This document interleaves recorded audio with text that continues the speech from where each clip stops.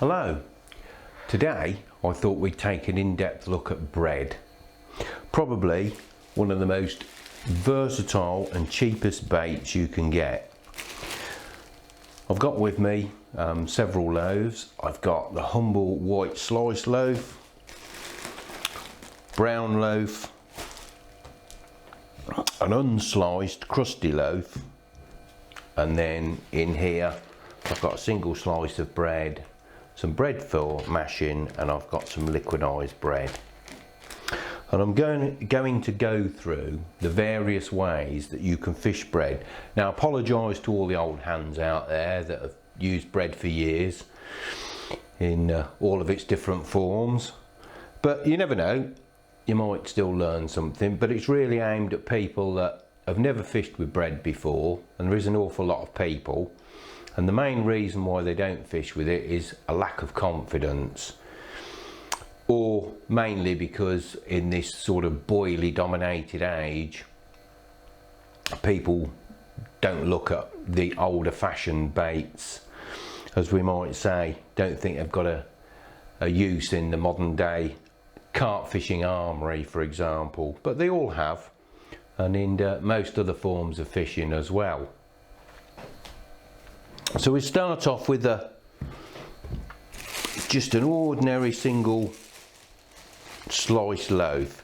These loaves cost me 59p each for the two slice loaves. I think the crusty loaf was about £1.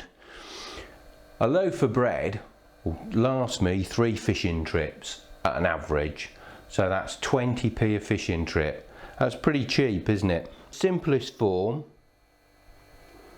if you take just a pinch out the centre, and in best Blue Peter fashion, I've got a hook here, and just fold it round the hook and give it a pinch.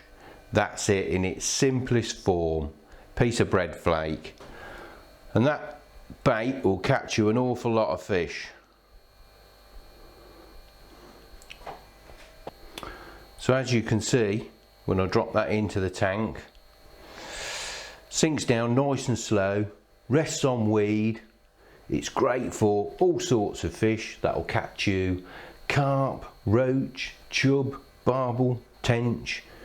There's not many fish won't take that. Dace in smaller pieces, bream. Not a lot will refuse a piece of bread flake, to be honest.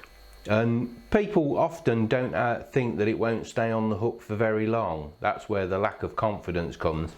And I know myself, when I was younger, you know, I used to fish with maggots most of the time, and when I first tried bread, I'd put a piece on for about 5 minutes, and then because I wasn't catching anything, I'd change back to maggots. But you've just got to persevere with it, and once you catch a few things on it, you'll realise just how good it is. Anyway, we'll take that off for the moment. But that's it in its simplest form, is a piece of bread flake.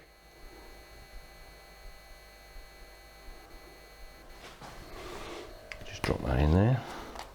And then obviously, if you were fishing a river or a canal or even a lake, you can just pinch pieces off and chuck them in.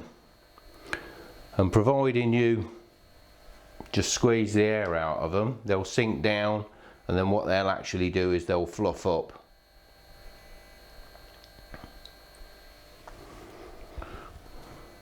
Also, for carp fishing, the corner crust. Your loaf of bread always wants to be as fresh as possible. That's the most important thing. Once it starts going stale, it's not very good. But corner crust, simply hook it through there, anything from a size 10 hook down to a size 4, and cast that out as a floating bait for carp and for chub on rivers in the warmer months. That'll catch you plenty of fish. So, another way of fishing it is if you take your sliced loaf, and you can use a bread punch. I think this is about an 8mm punch I've got here, just for demonstration purposes. And if I just punch that in there,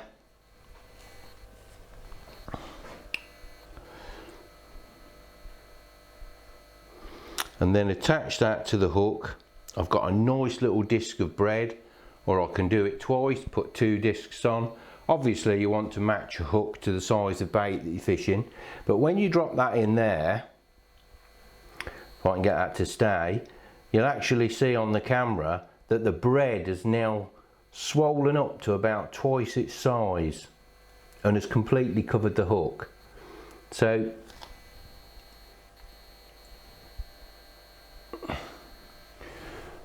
you don't need too many discs of it on there. But rather than use it straight out of an ordinary loaf, which is, it's got to be, as I've said, as fresh as possible, otherwise it starts to crumble and it falls apart.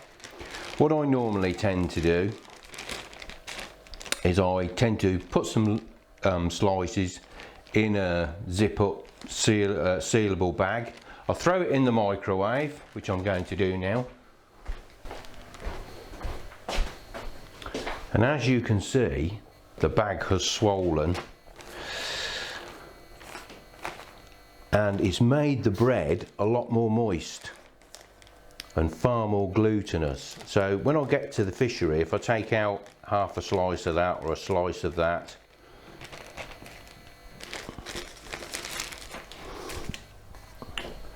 and then I use a bread punch on it, you get a much more doughy piece on the hook,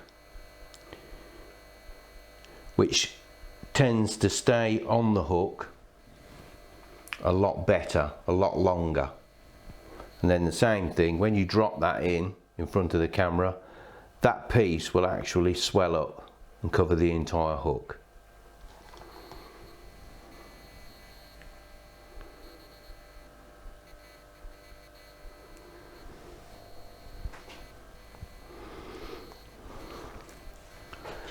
You can liquidize your bread, so you put it in the food processor, give it a blitz, and you've got a nice moist light mix there for squeezing into a ball and throwing in, which I'm going to show you in a moment.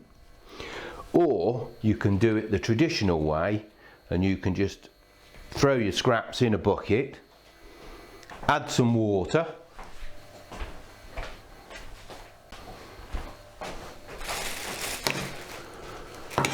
so as I was saying, you've got your bread scraps in here. If you add some water to it, and then you can give it a bit of a mash, which is what I tend to do with an old potato masher, and I can make that to the consistency I want.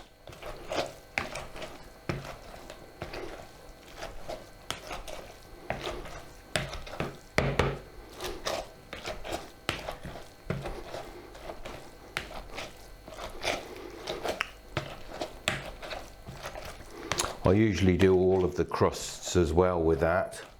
It's compared to the liquidized bread, this is probably seen as a bit old-fashioned now, and I must confess, on cold winter days it's much nicer getting a ball of that out of the bag and squeezing it than it is reaching into the mashed bread bucket and getting some of that when it's freezing cold. But there are advantages and disadvantages to the two methods, which I'm going to go through now. With this, you get a nice, light, moist mix, which you can, try not to make a mess everywhere, squeeze into a lovely ball. And it's really light, that is, and it's great for fishing on canals and slow moving rivers and lakes, especially through the summer months. And if you watch what actually happens, if I drop that on there, it'll sit on the surface and then it will sink and then break, and then you can see it's covering the bottom of the tank there. But obviously the disadvantage is if you're fishing on a river, that will go a long way downstream, probably never even hit the bottom for about 100 yards. With the mashed bread, you can add as little or as much water as you want to it and make it as stiff and as dense as you want. And then if you take that and you drop it in, as you see, it goes down straight away. And by adding or reducing the amount of water that I put in there, I can get a different effect. By putting very little water in, I can get a really stiff mix with this, almost like making a ball of ground bait that'll go straight down to the bottom in fast flowing water. Or if I'm fishing slower water, I can add more water to it, make it really goopy, and as I said, when I drop that in, it will make a much finer, slower sinking cloud.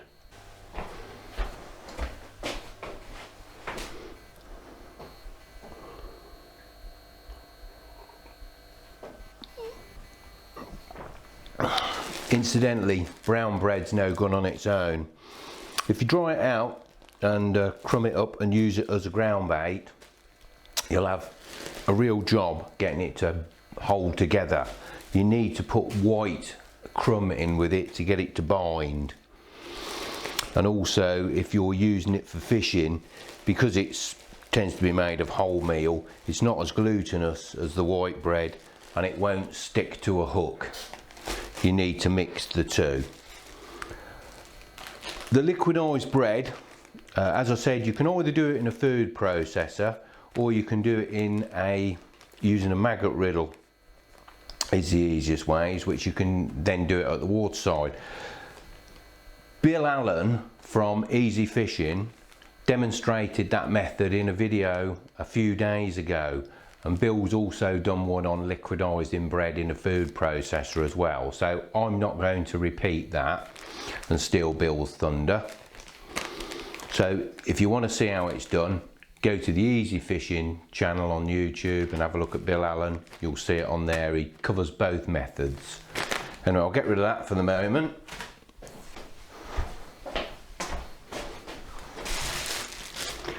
Next, whether it's with your ordinary white sliced loaf or with a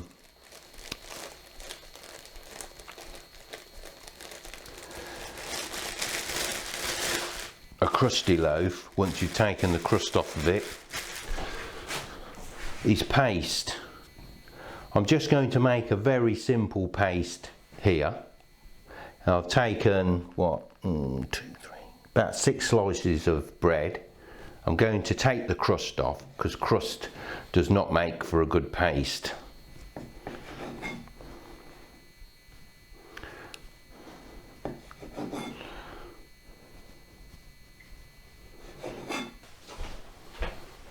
So I've taken the crust off and I've put them in my mashed bread bucket. They won't go to waste. I'll mash those up and I'll use them when I go to the river or canal. And I've just left with my white slices here. Now if I take that and I squeeze that, you'll see it'll already start to mould together.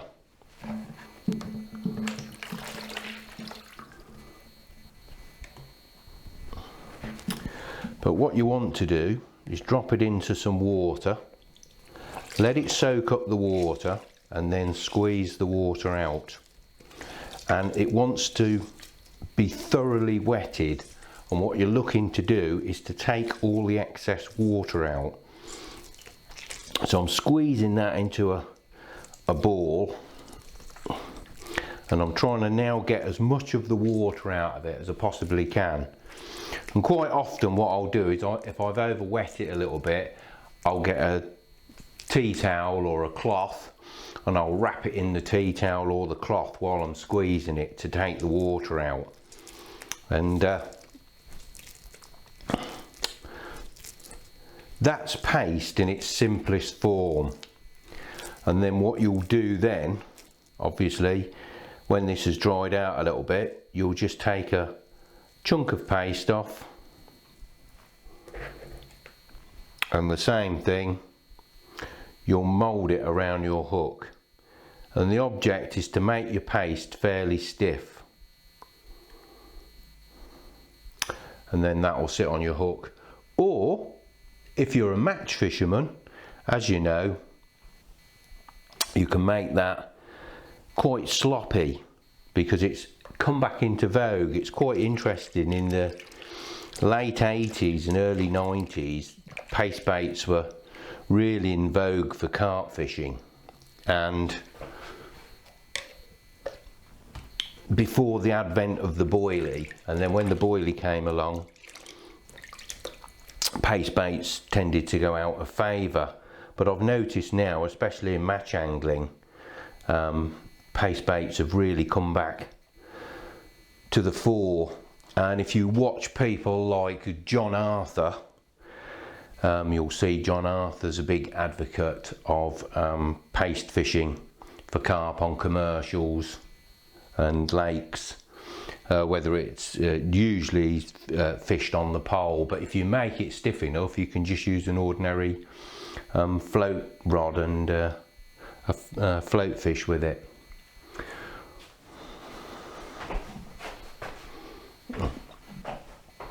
One last thing is, that's your basic paste here, as I've said, that's it in it, and you just keep squeezing it and do it in a cloth, as I said, get the water out of it, and that will go quite firm, and you can get it to the consistency that you want.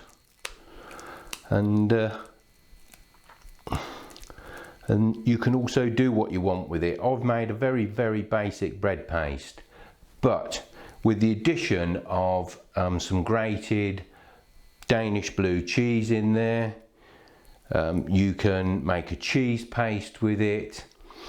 Peter Stone, famous chub angler, he used to use cheese paste an awful lot. Works really well for barbel. People like Mark Erdwin on Fishing for Memories, Mark's done quite an in-depth video on making a paste bait, and I think he adds krill to his, some garlic and other stuff. You can put what you like in it. So if you want to see a really good in-depth video on making a paste bait, if you go to Fishing for Memories and Mark Erdwin and you have a look at one of his videos, you'll find it on there.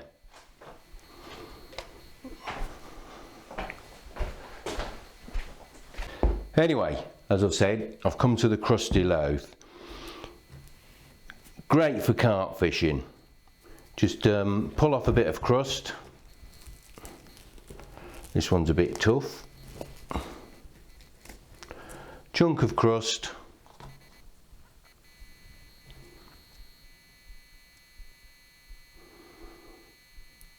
Put your hook through it.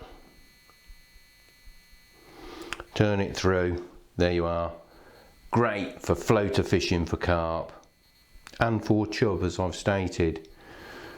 Absolutely brilliant bait. Incidentally, the best thing to do is, if you're planning to use a crusty loaf for a bit of floater fishing for carp, is to buy it the day before, and then the following day it'll go really leathery, the crust will. It'll be a little bit soft on day one, but by day two the crust goes really leathery, and then of course if you leave it after that it starts to dry and then it becomes useless. You can also use the, let me just cut this off one moment.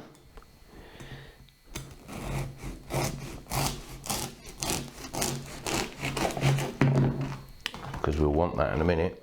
Also, obviously, the inside of the loaf makes great bread flake. I also use it for carp fishing as well, and when I find that the carp are being rather finicky, you've probably all been in this situation, you're putting out bits of crust and the bit with the hook on, the carp are coming up and they're battering it and won't take the crust at all.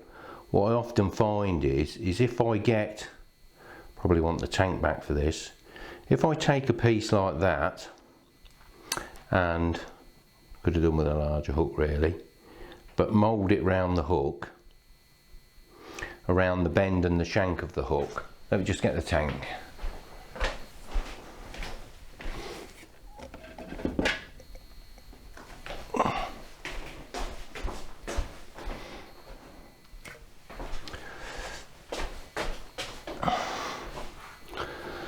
And then by moulding it round the bend of the hook, when I put that in, it'll float still, and it will float just below the surface, just in the surface film. It'll hang in there on a fresh loaf.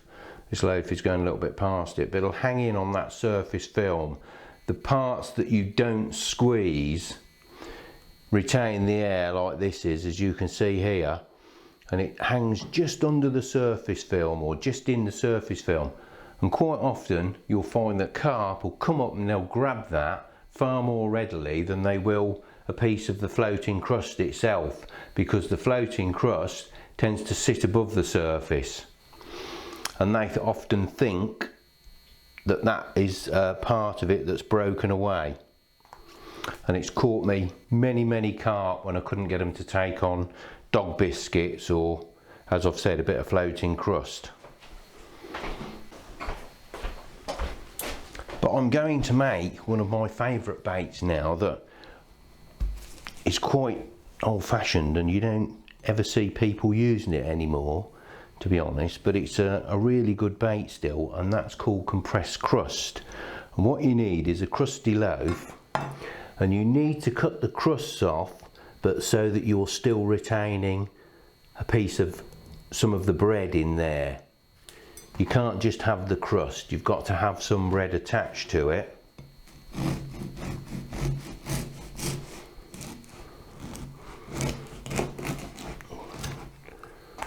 So slice that down, and then I'll take off the sides as well, doing exactly the same thing. I'm trying to get the crust with about 1/4 inch of the bread there, of the actual flake itself.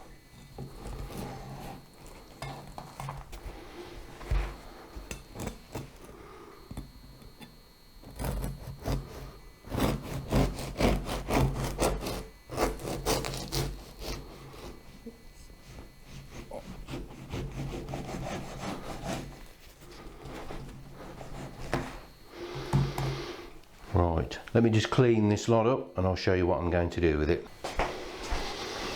So what I've done is I've taken off my crust, leaving some of the bread on, and then I've got a couple of tea towels. You can use a couple of your old fishing towels or some old rag if you've got it, and I've soaked those and just squeezed them out. And then what I'll do is I'll put these pieces on here,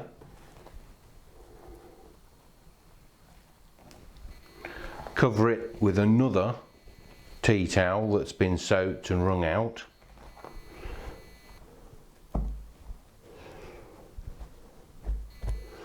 and then what you want is some weight on top of there. I'm going to use the tank that I filled up with water, but a couple of telephone directories or some other weight. You know, if you do a bit of gym work and you've got some weights kicking around, the kettle weights for example are ideal. Put that on there and leave it till tomorrow. And what will happen is that bread will soak up the moisture from the tea towel, and then what you'll actually have is a very leathery piece of flake, but with a crust attached to it, is the best way to describe it. And then what I do is I do the same thing. I'll perhaps nuke that in the microwave for 15 seconds before I go fishing, and I'll break pieces off, and you can cut them as small or as large as you want. Put your hook through the back of the crust and turn it round so that the point comes back out. It's an absolutely fantastic bait for roach on canals in the winter, chub, lots of others. But it's got it's very light, it's not very dense, and what will happen is, especially if you're fishing over weed, where you get that weed on the bottom that's 3 or 4 or 6 inches high, it'll just come down slowly to rest on there, and it will sit on top of the weed and remain visible rather than getting buried in it. And I think it was Phil Smith, the Coventry specimen angler, when he was fishing at Queensford, he worked out that where he was baiting up, a lot of his bait was disappearing into the silt. So he headed off to one of the local shops, and that's what he did. He got himself some cheap loaves of bread, and he baited up with the bread because the bread wouldn't sink into the silt. Anyway, there you are. I'll have a look at that tomorrow and break a piece off to show you. But I hope that's proved useful to especially the newcomers to the sport that haven't fished with bread or haven't got the confidence. As I said, there's many forms you can use bread in. Check out some of the other videos I've recommended on there. See for yourself how other people do it. And once again, thank you for watching, and until the next time, all the best with your angling.